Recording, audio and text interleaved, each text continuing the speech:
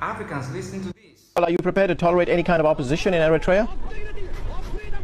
What kind of opposition? Agents hired by the CIA from Langley, or opposition from inside, or any kind of opposition?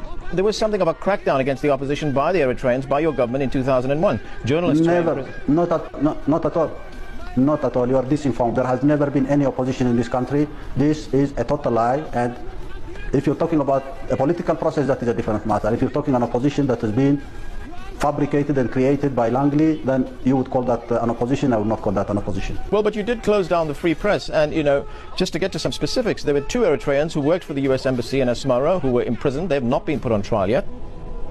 You're coming back again with the same list of questions provided to you by the State Department or the CIA, and you're trying to make this issue a political issue in the name of Al Jazeera International. I can assure you, freedom of press, if you mean the press that is financed by conglomerates in the world, financed by military industry in the world, if you think the financing and managing of media, the CNN, BBC, or even Jazeera International, by special interest groups is freedom of press, I can tell you we're not party to that kind of freedom of press.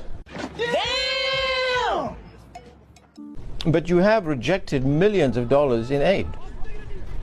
We don't want to be spoon-fed. We would like to live on our toil and be enabled to secure food for our people. That's what we do, and we don't want to be crippled by food aid that is linked to an agenda of dependency, and we've overcome this by denying and rejecting food aid intended for crippling us.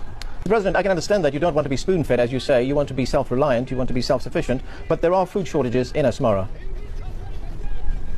Who told you that? Well, we just had a report from the French news agency which says there are shortages of things like bread.